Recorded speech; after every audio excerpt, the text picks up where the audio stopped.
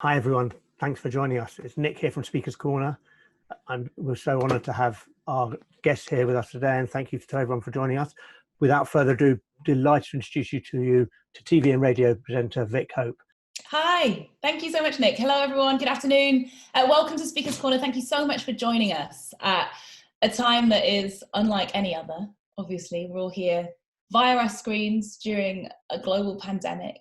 But I also can't not talk about the widespread movement that we should all be so aware of as we continue to fight for justice and equality for the Black community. So it is so special to be able to talk to this man today. Someone I see not just as a pioneer of Black music, but as the gatekeeper of Black culture, a veritable legend who's worked with everyone from Diana Ross to Grace Jones, to David Bowie, to Daft Punk. He is a Grammy Award winner who sold over 100 million records worldwide, and to whom you will be able to pose your questions. So please just write them. There's a Q&A box, a little pop-up on your screen. They'll be sent through to me. I'll be able to put them to him towards the end of the session. Please welcome Nile Rodgers. Mr. Rodgers, how are you? Very, very well. And yourself? Oh, I'm good. I'm good. For everyone watching, whereabouts are you in the world right now? I'm in Connecticut in my recording studio. It's nice to see so many instruments in the background. I feel like a big part of this pandemic is looking into the homes of artists and being able to see when they do live sessions and things, just what their house looks like. Yeah, this doesn't really give you an accurate reflection of what my house looks like, but it is what my working environment looks like. So it looks pretty tidy now. I mean, at this time, I feel like every morning we wake up and we feel like a whole kaleidoscope of new emotions. How are you feeling today? How are you feeling right now? Today is an interesting day because yesterday there was a huge moment when they arrested the three participating officers in the murder of George Floyd. You know, they initially arrested the first officer who had his knee on Mr. neck. But in America, we've just seen this type of thing go on for so long. My entire life has been plagued with these type of incidents. And when we talk about them to people, especially people who don't have this type of fear in their lives, they really are disassociated. I mean, they try and empathize, but there's no real fear. There's no real, how do I say it? Empathy on, say, a real granular level, because it's hard. It's almost just like hearing a story. But now, because it's been captured and you could see a man go from perfectly healthy and alive to dead right in front of your eyes, and that's horrifying. So it's been very emotional, but it feels like maybe we're at the threshold of some type of new beginning and understanding. I guess. I hope. I'm praying. Yeah, I know exactly what you mean. I feel like so many times we pay lip service to problems of inequality, of injustice, of aggressions, microaggressions, and we worry that it's just a gesture or a flash in the pan. But it does I feel it in the air that there's real change, that people are understanding, people are educating, people are acting. Hopefully it's going to be tangible. I've actually read something that struck me. So that growing up, you mentioned that you always feel like you've been the only something in the room. Yeah. How did that influence the way that you created music? Well, because I won't say forced, but I chose to be empathetic, because either you are the outcast in the room, you're the odd person out, or you figure out a way to join the collective and form an affinity with the people. And that's what I've been, I guess, sort of naturally forced to do. And then it just became a knack of being. And it's helped me throughout my life, because no matter where I go on this planet, I can find a way to make friends, and they don't, I don't have like some weird, heavy ego. I don't walk up to people and go, hey, I sold a few 100 million records and I got Grammys and I did Madonna, and like, that's not my personality. I just believe that I have some kind of honesty about me, allows me to just talk to people. I'm genuinely interested in their lives, and so it's helped me in my job, because I make artists feel like I genuinely have their best interest at heart. It is about connecting, isn't it? I mean, music is connection, it's storytelling, it's healing. What was it that first made you want to get involved? Why did you pick up an instrument? Why did you decide to make music? I had no choice. I was born some time ago, and in America, at that time, America had a standardized educational curriculum. And it was really great for a child like me, because since I was usually the only Black kid in an all-white school, because my parents were very, very forward-thinking, hip. They were beatniks, and and they were immersed in that sort of beatnik, spoken word jazz, modern jazz culture. This was the sexual freedom and the whole bit. So I had these very, very cool parents that lived in neighborhoods where these type of bohemian artists lived. But because of the benefits of a standardized curriculum, whenever I changed schools, which was frequently, because my parents were also heroin addicts, and that meant we had a very unstable financial situation, so we were constantly moving. But I was always able to stay up with the class, if not, be beyond the class, because there was no difference. I'd go to a new classroom, and they were doing exactly the same thing that my other school was doing. And that was very beneficial to me. Yeah, I guess as you're writing your story, the more people that you're meeting and the more experiences that you're having of sectors of society that you wouldn't necessarily normally be a part of, it's enriching in so many ways. And as a result, you have worked through so many iterations of music, so many eras of music, so many genres of music. Maybe this is a ridiculous question. Maybe it's an impossible question. Do you have a favorite? You're right. It's ridiculous. I'm sorry, Nile. No, because I'm very, very comfortable and very happy doing any of the styles that I've grown up with. Mm-hmm. And even at this point in my life, any style that I'm introduced to, I try and immerse myself in it. If it was just for a project, if it's a one-off, I try and learn as much as I can about that particular art form as quickly as possible. Yeah. So I started out with classical music and modern jazz, because that's what was in my household. So that really is my super love. I go back to my roots when I can just sit at home and do nothing, if I ever have time to do nothing. But I love my pop music world. I love, right at this exact moment, I'm figuring out work on a couple of video games, which I used to do a lot of, and I left that world. And then now an old friend of mine said, "Niall, I need you to help me." So I'm doing like 20 video game, music, music loops or music backgrounds and settings. Hey, a lot of people play a lot of video games. Very, very popular. Looking at the current era of music, how would you define it if you can?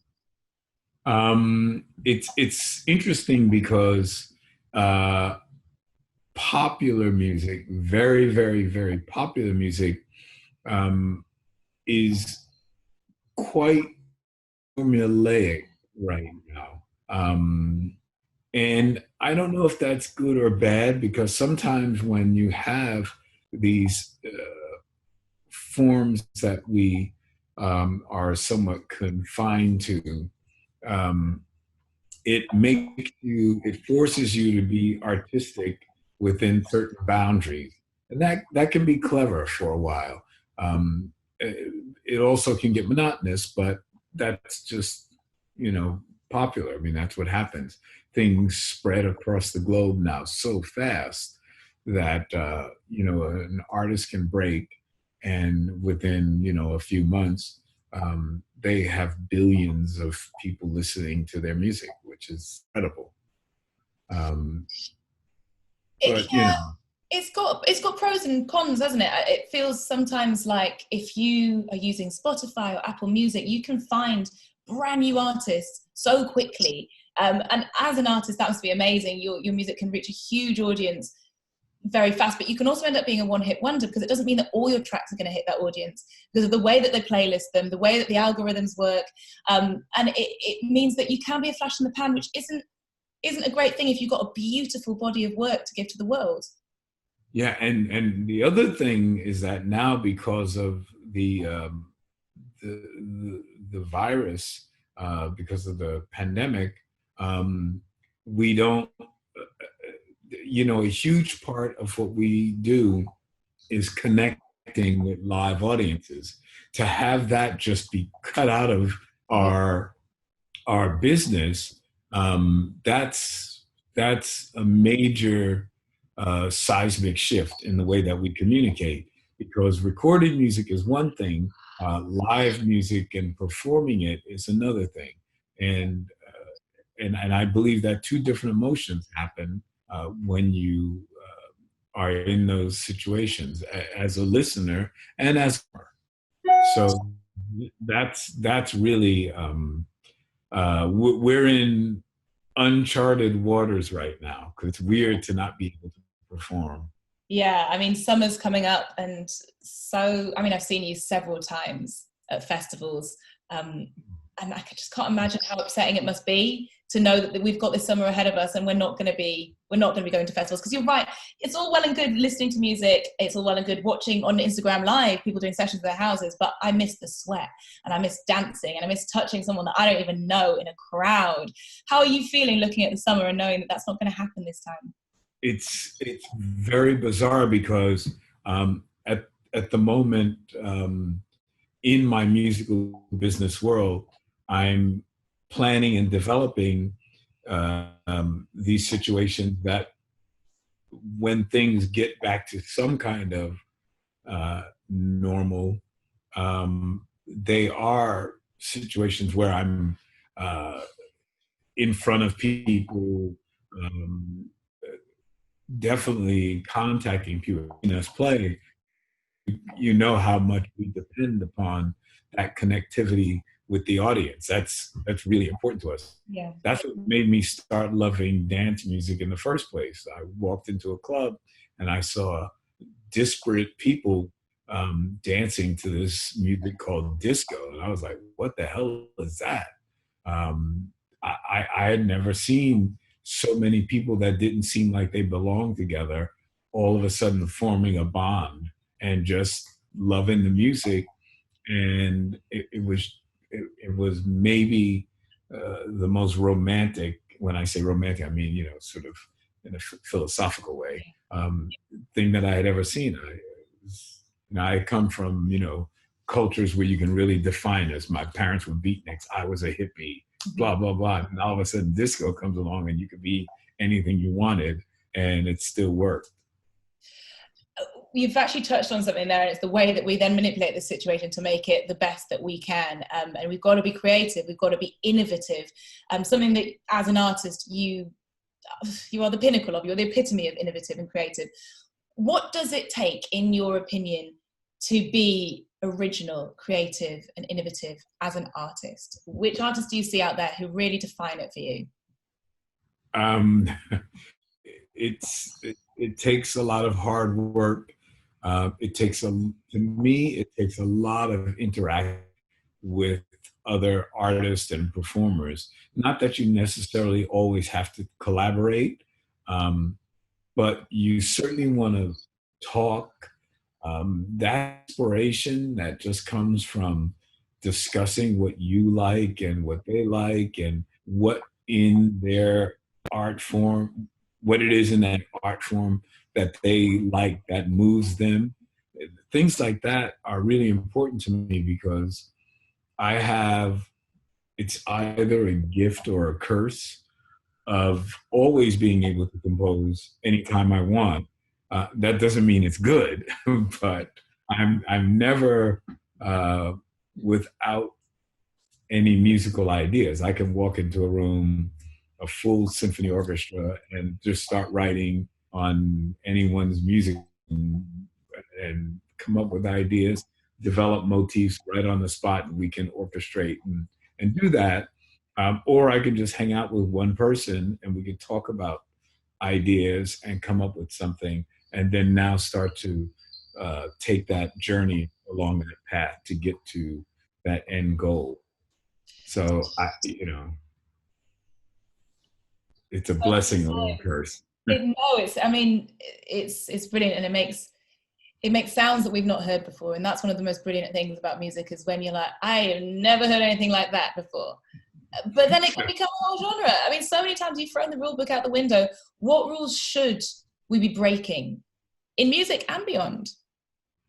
Well, you see, that brings me back to what you asked me about the current state of music.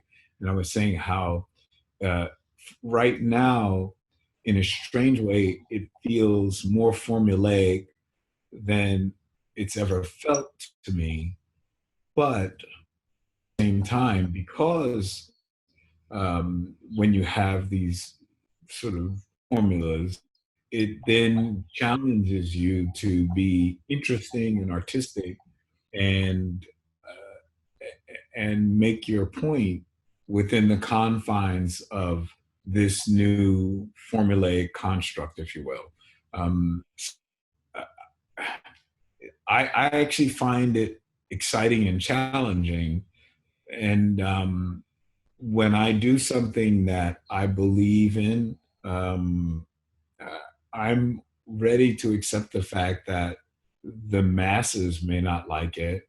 I'm ready to accept the fact that the artist that I'm working with may ultimately fail because of it. But at the time that we're doing it, there's a strong meeting of the minds and we believe in it. So, failure doesn't bother me nearly as much as people would think. Most of my life has been failure. My records, fail over and over and over again. The fact that I've sold hundreds of millions. I love how you brought that number down to 100 million. No, I think I sold around 500 million. Sorry, Nile. But that's okay. To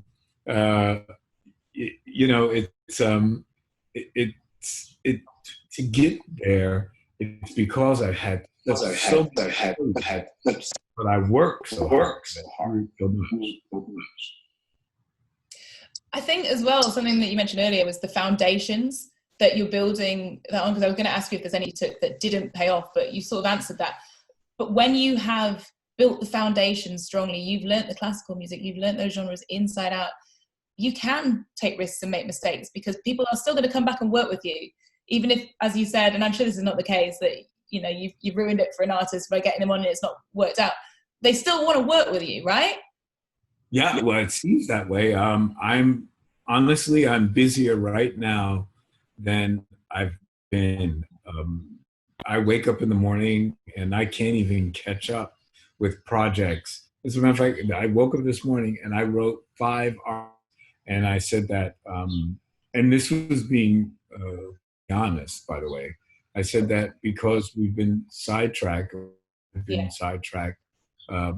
with political issues, and also my charity, we were supposed to have our biggest initiative that we have every year at this time, and now we have to figure out a way to do it virtually, and we bring in kids from all around the world, And now we have to figure out a way to give them that same experience or maybe even improve upon it.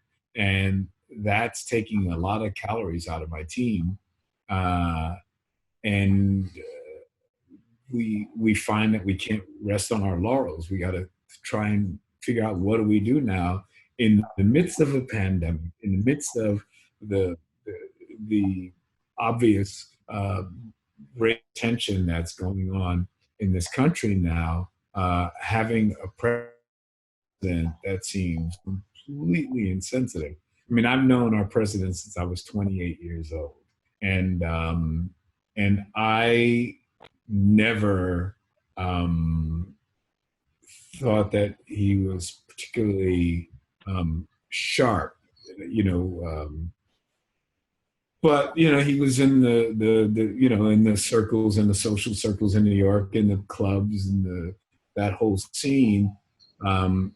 But he was more of a personality, and New York City has a lot of those. But he certainly was not seen as intellectual. He was not really seen as part of that group. He was just seen as part of the popular group that people talked about. It's amazing to me that he's the president of the United States, which also makes a huge statement about the world, that we're really into this whole cult of personality thing, which is unbelievable to me. Truly unbelievable. Is it frightening to you? If he was a musician, he would definitely not be able to play in my band. That's one way of looking at it. He wouldn't be playing in my band either, and I don't even have a band. I've got no discernible musical talent, but I'd rather he wasn't in my band. Let's talk about the last few days. Let's talk about the last week. I think it would be silly not to. We had Blackout Tuesday on Tuesday. How are we able to hold the multi-billion-dollar music industry that has profited predominantly from black art accountable? I think that my own criticism of Blackout Tuesday is that our hearts were in the right place, but I think that because the messaging wasn't really clear, and it was sort of done reactively as opposed to proactively. We could have done it at any time in the year that we felt that it was appropriate to make that statement, but in the midst of all these other distractions, we weren't able to. And I say we. I didn't have anything to do with the planning of it, but I certainly participated in it. I think that we didn't have time to get the messaging right. So therefore, there were all these different people misinterpreting what we were trying to do and what the purpose of it was. So I'd like to just move on from that, because right now we're still in the thick of what's going on here in America, and I see it starting to happen throughout the world.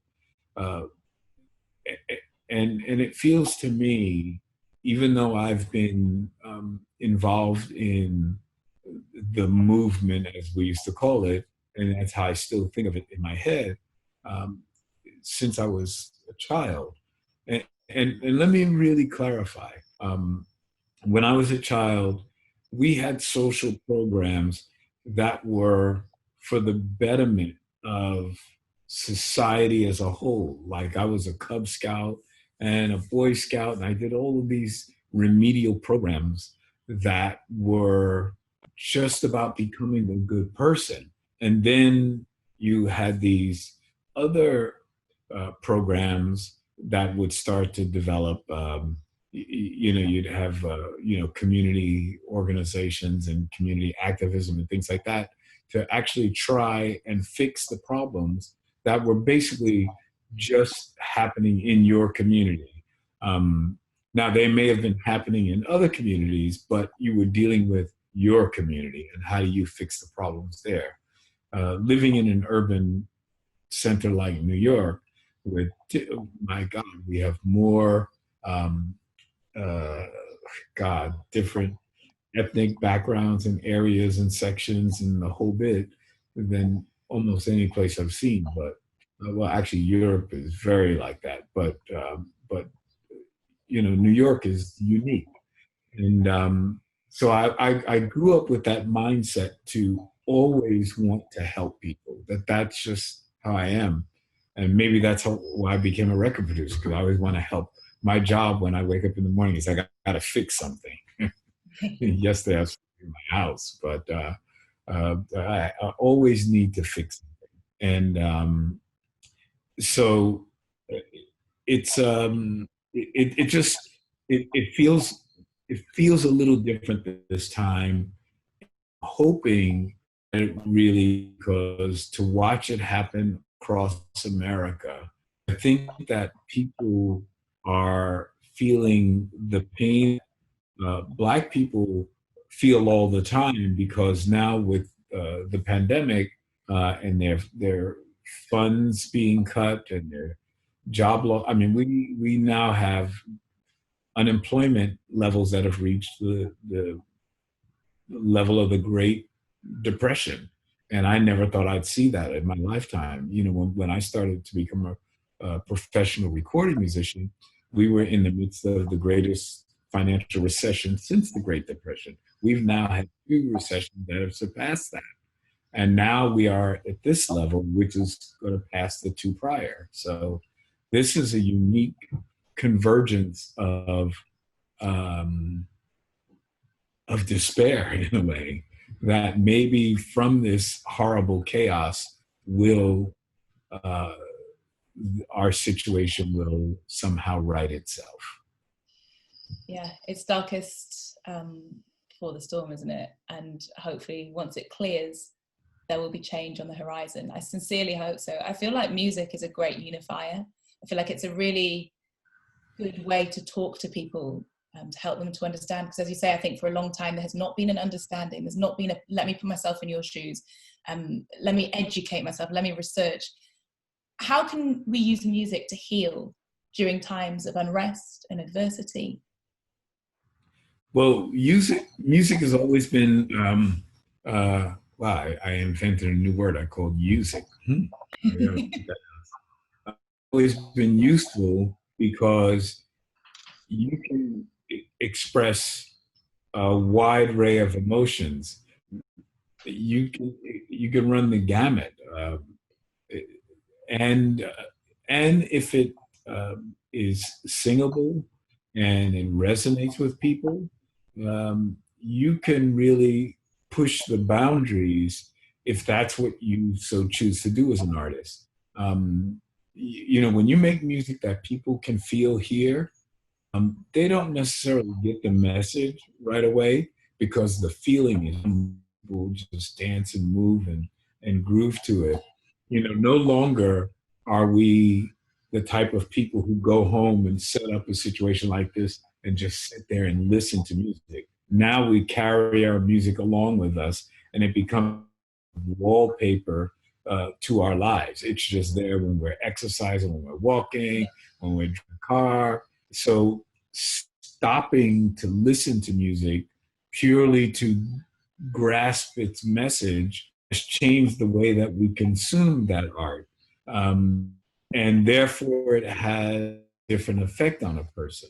When I was younger, I went home to music. The same way you would watch a film. And I even designed my musical career as part of enjoying a musical album in its entirety. So to me, albums have always been like a film. They tell a story, like a magazine article or a book. So I've had to rejigger my thinking to try and understand that people now just want a bite of the apple. They don't need the entire meal. They just like to pick and choose, and it's all over the place. Tapas, bit of a meze. Yeah, and it's interesting to be a part of that, because I don't want to criticize it, I want to believe that there's a reason why it's happened. And now I want to try and understand that and feel artistically relevant in that, in this new paradigm. You say that, and I completely agree with you. But one thing I've noticed during the pandemic is a lot of people have gone back to listening to whole albums because we've got a bit more time on our hands. I remember when I was younger, when I was like 13, 14, I couldn't go out. I wasn't old enough to go out drinking with my friends. I used to sit and I would listen to whole albums. And I used to love indie rock music. And I knew every lyric because I'd sit in my bedroom with a Friday night, nothing else to do, light some candles or incense sticks, and I would read the sleeve of the album and read all the lyrics that went with it, and I learned them.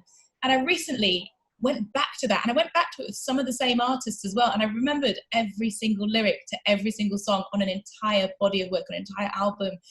Maybe there's something to be said for the fact that we've got a bit more time on our hands. It's making us reassess the way that we consume life, reassess our priorities, bit of perspective. Maybe the album will rise again. Maybe. I'm hopeful, but the fact that you are doing that, I notice that I'm more now too. So that could be something that sticks, but I'm not sure it will, because I think that once the horses are allowed to run out of the corral, once they open the gate, we're just going to start running and enjoying the plains or whatever. So I don't know. We're making the best of the situation. Just having no choice. We're humans. We're survivors. We do what we can. It feels really strange to me to have been in my house for 3 months, and I've only gone outside maybe 6, 7 times. And I live in a beautiful place. I live on the water. I have a boat. I mean, I could pretend that life is sort of idyllic and wonderful, but it's not. And I can't pretend. I have to be aware of what's going on around me, because even though I could act like, okay, well, that's happening to the rest of the world, and I'm sort of insulated just because I happen to be lucky enough to have a house that's on the water. I get on a boat, get away from people, don't have to deal with anything, can come into my studio.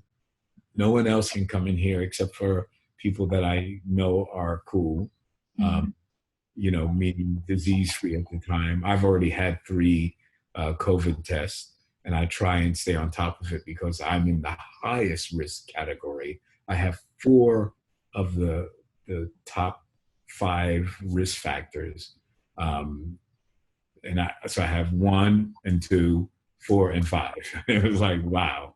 So I have to be very cautious, but I also don't like to live a fear-based life. That's just not who I am. So it's really a unique time for me right now. And I feel strange complaining about it, because like, is this suffering? Is this the worst that I have to go through? I mean, I used to be homeless and live on the subway. I was what they call the tunnel rat. I had no money at all. I begged for money. I played guitar on the street for money. I guess you call that busking. That's how I lived. And I was rescued by this wealthy American heiress who said, I let Nile sleep on my couch until he could stand on his feet. I think it's okay to feel not okay at this time, in spite of all the perspective that you have, given what you've been through. I think, and I hate the word because we keep saying it, it is unprecedented. It is a strange time, and the type of bad that you feel is a different type of bad to the bad that you felt before. But in many ways, it's giving us experience, it's giving us stories. And I mean, a lot of people finding themselves very creative in lockdown. As a producer who's worked with so many artists, how do you pull their creativity out of them? It's a little bit now in that we have to have this sort of back and forth dialogue, But what I've found that's really been great for the last couple of records that I've just finished, that without mentioning names, these are really big stars. And typically when you're working with a big star, they have a lot of opinions. It's been wonderful in a way to be able to do what you feel in your heart. And it almost is the right thing. And they just come back with little criticisms. It's very much like an album that I did with David Bowie, Let's Dance, which changed my life and changed his life. Where basically I wound up doing the whole thing, and he would just come in every now and then and go, cool, maybe do this, but basically just let me make that record. And that's what's happening, because I'm here, I have to make decisions on my own, and because I understand the process and understand what the artist is trying to say, I also can push the boundaries and say, maybe you say it better this. And I'm taking a real chance, because compositions I've changed drastically, as I did with Bowie and Let's Dance. But they would hear it anew and go, wow, that's cool. And sometimes I have to negotiate with them to get them to hear it. But usually the next they'll wake up and say, I listened to this all night, and this is pretty damn good. I love that. Oh, why don't we just take that one thing and move it to here? Why don't we take one thing and, whatever. So it's been an extraordinarily positive situation for me artistically. And I have, I think, very big records coming out that are meaningful and still fun and will resonate with people on many levels and in many different languages, which is great. Can you tell us who with? Let me close. Are you picking background noise now? Because now all the workers are starting to come onto my property. Oh, you want to close it up? Are you okay? Is it distracting to you? No, it's fine. I think we're okay. Okay, great. So, so I don't want to say the artist names until they make press releases or they tell people, because a lot of these projects I'm really involved in. I told somebody at a conference a few years ago that almost every record I've done, my concept is basically the person just allows me to join their band. I said, when I did Madonna, basically she just let me join her band. Did Diana Ross, just let me join her band. Daft Punk, just let me join their band. So these projects that I'm working on, I've become an important member of their project. So I have to let them announce it to their audience the way they feel is the right way. That makes sense. Sorry. I was hoping it was going to slip out just accidentally, but we'll just have to wait with bated breath to see what's in the pipeline. You've just worked with so many greats. Is there a deal breaker or anything that makes you think, okay, I can't work with that person again? And I'm not looking for bitching or names here, just what qualities do you like to work with and which ones are more difficult in an artist, especially a big artist? There's nothing I can't really deal with it. I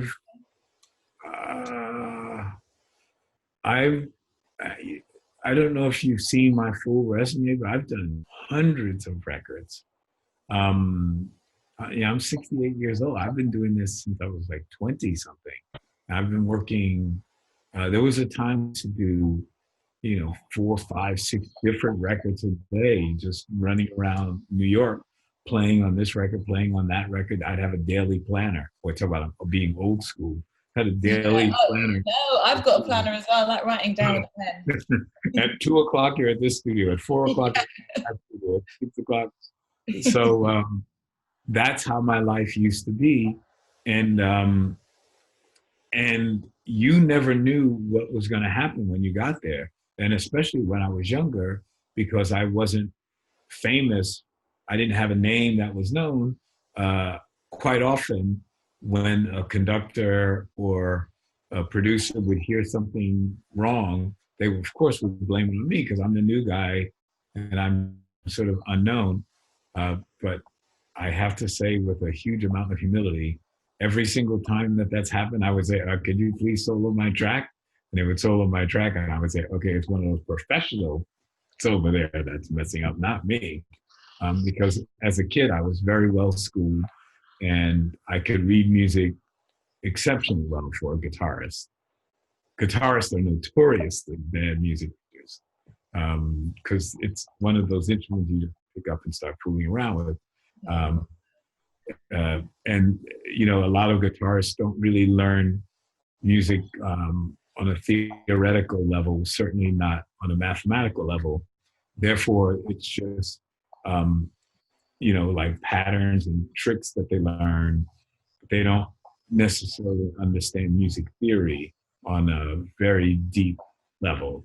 So, but I had come out of classical music and modern jazz, and that was our foundation. You couldn't play it if you didn't understand the basic building blocks. So when I was introduced into the pop music world, I was a very reliable, you know, student musician at a really early age. I started with Sesame at 20 years old, 21 years old.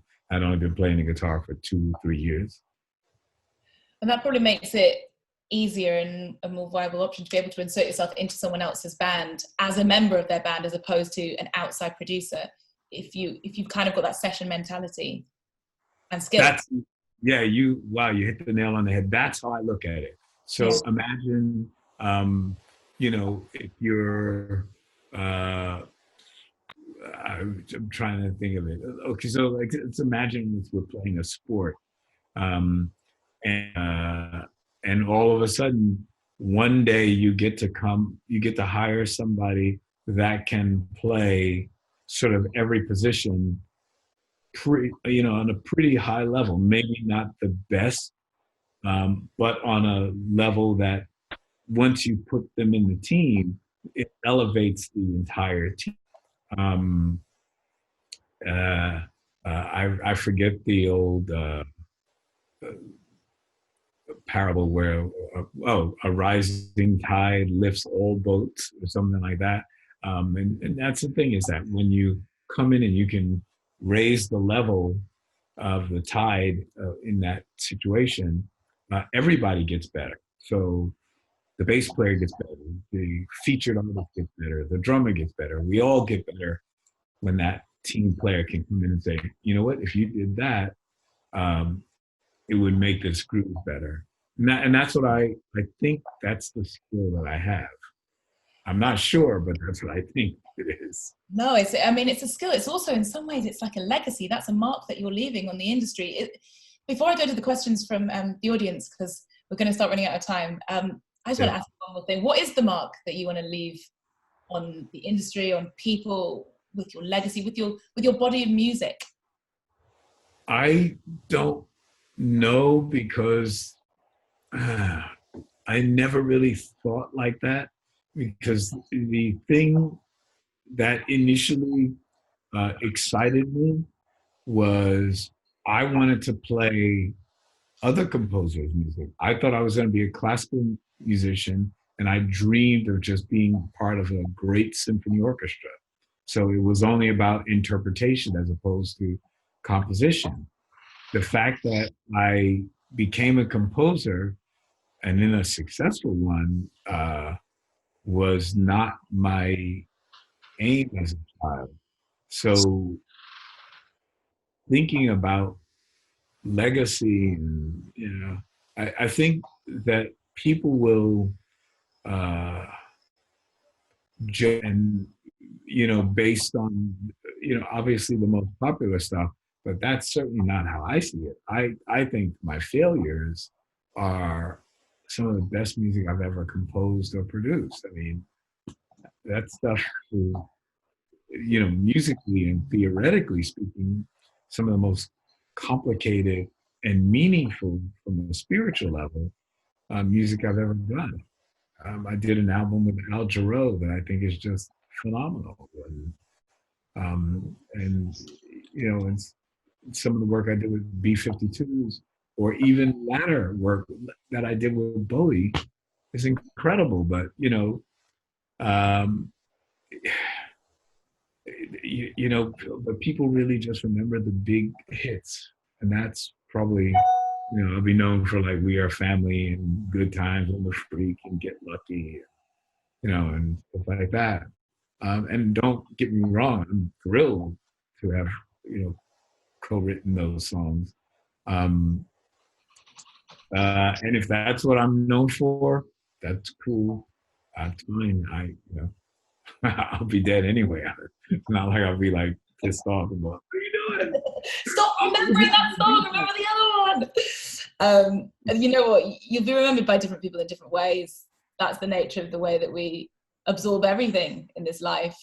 I'm going to go to questions now from the audience. Cool. We'll start with this one. Here we go. This is from Zara, who's asked, you talk about the importance of live music and connecting with audiences. Do you think that after the pandemic, there's any risk that the music industry will change, and as a result, there'll be a permanent shift towards more recorded music and less live permanently? I think that we all strive to get back to the place that we know. If you want to look at it, to say on a scientific level, on the three brains theory, the fight or flight, or relaxed joyfulness, or indecision, animals at a watering hole. We want relaxed joyfulness, and relaxed joyfulness has already been defined to most of us.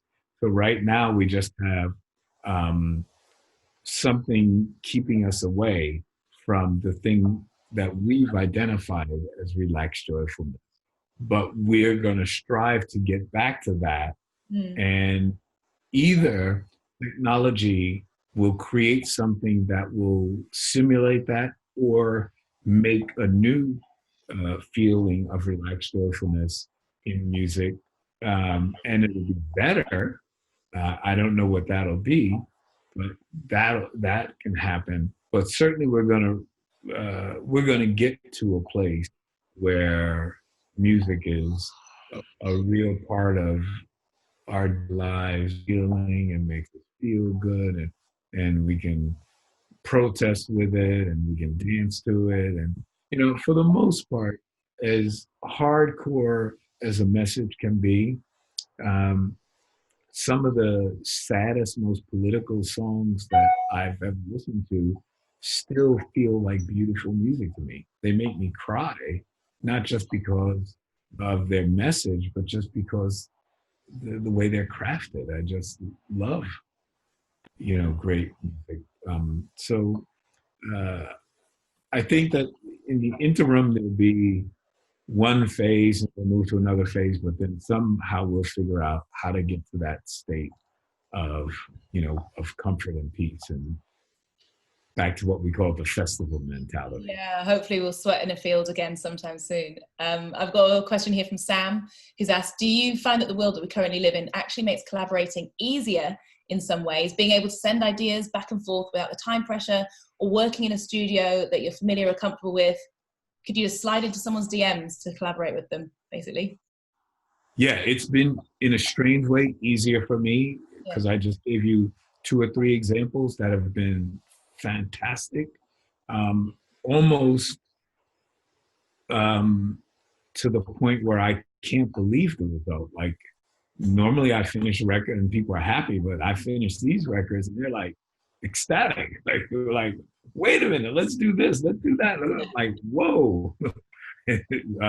So right now for me, and these things are cyclical. So maybe they felt, oh my God, how are we going to finish this record? Oh my God, we sent it to Nile, and man, he helped us finish it, and it's even better than we thought. I don't know if it would have been better if I were with that artist, or just in this situation where my brain could try and anticipate something that would make it better. Because I really did drastic changes to the arrangement, stuff that probably if I were in the room with him, he would have probably said no. So in a way, maybe the fact that I was here on my own and I could artistically express myself in a way that I believe would make his message better.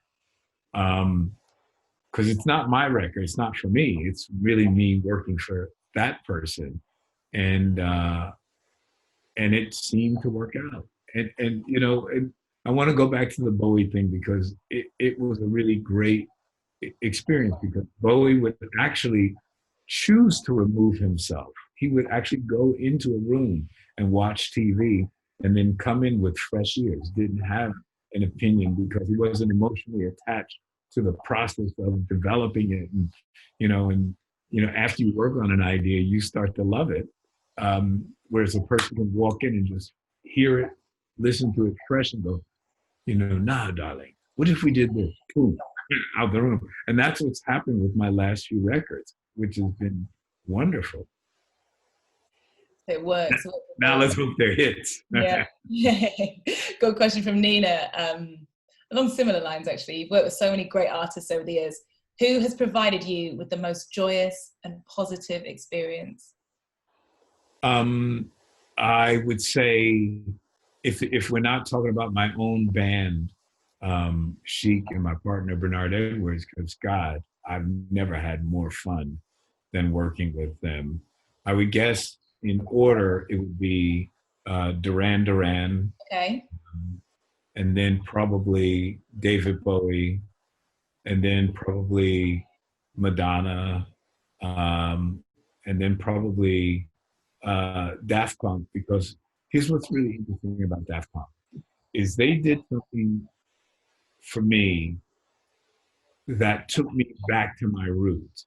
Okay. They called me up when they were in New York City. I had no idea they were coming, and I have a whole life planned. I can't just stop my life and go, oh, Daft Punk's in town? The world's gonna stop.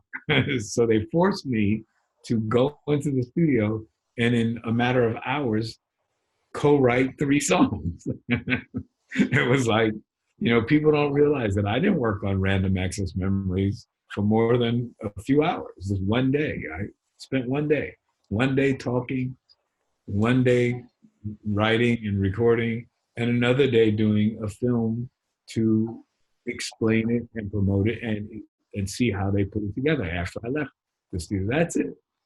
3 days. Did they have their mask on the whole time? Pardon me? Did they have their mask on the whole time? Did you get to see them? Oh no, of course not.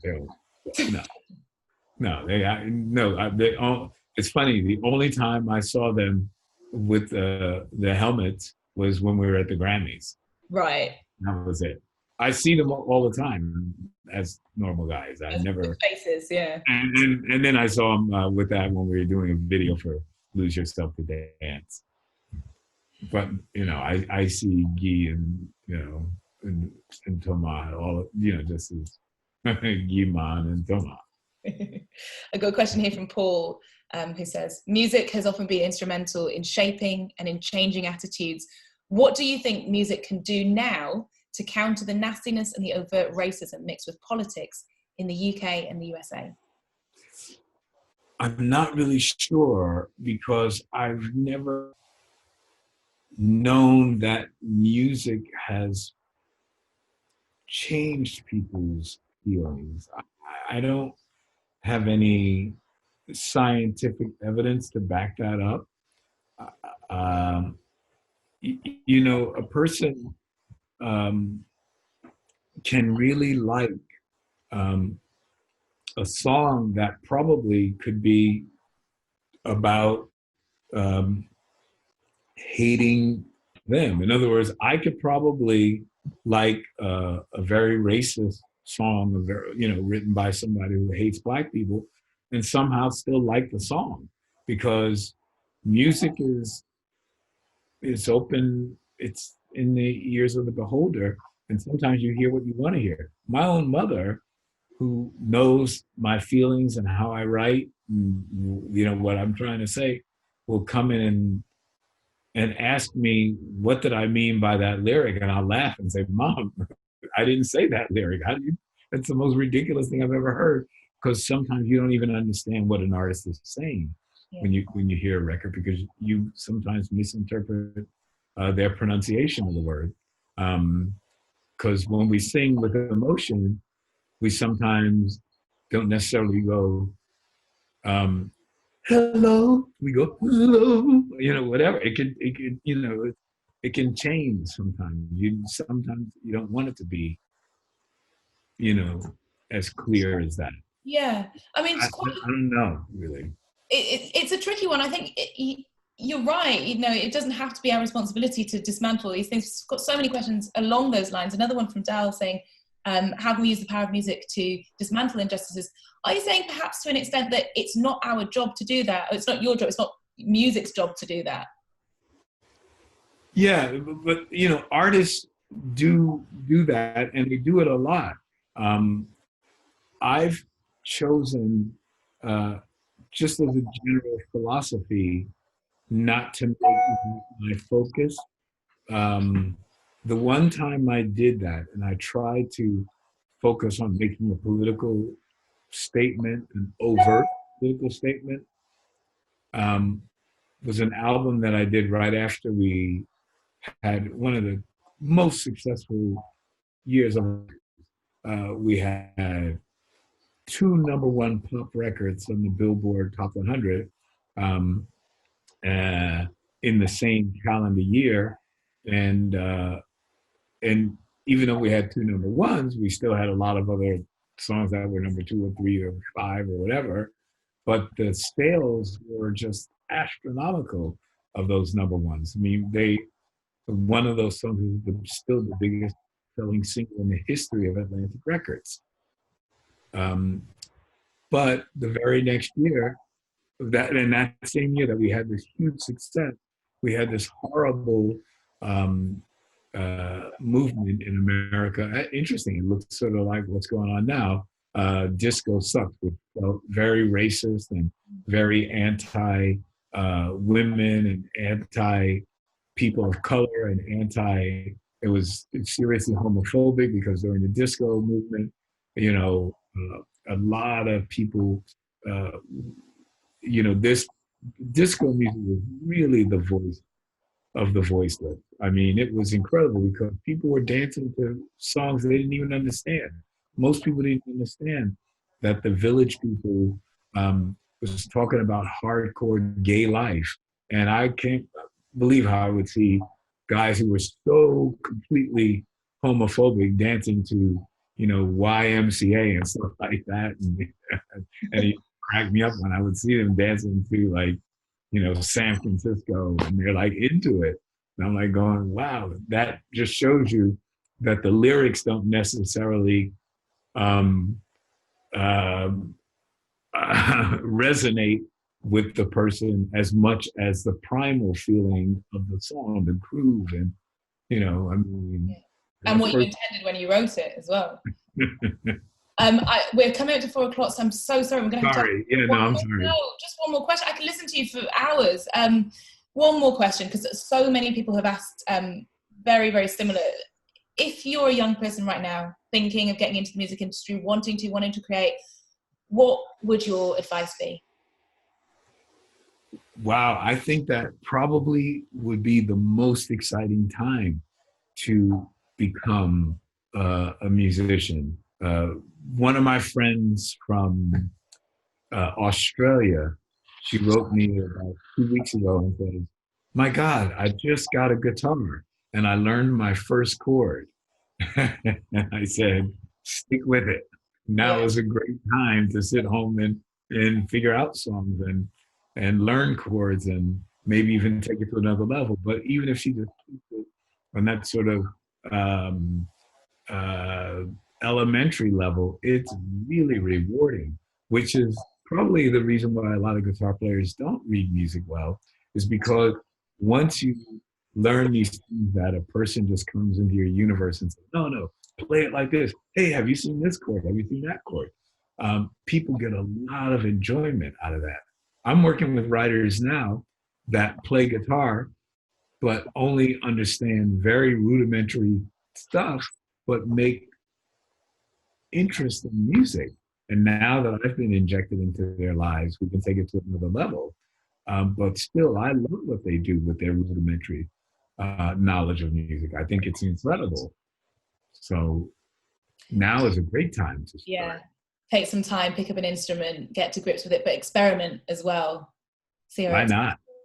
Nile, I can't thank you enough. I'm going to go and have a little quarantine party for one in my kitchen and just dance around to your entire back catalogue. I'll be here till next Tuesday. But thank you so, so much. I want you to stay safe, look after yourself, and bless us with more music very, very soon. Thank you so much. I hope this was informative. Oh, it was brilliant. It was brilliant. Thank you. And thank you all so much as well for joining us, for watching, for asking all of your questions. I hope you enjoyed it too. If you liked what you saw today, we're doing live virtual events, so just reach out to anyone from the Speakers Corner team for info. And thank you once again. Have a lovely evening and goodbye. I'll take your video off as well now. Thank you so much.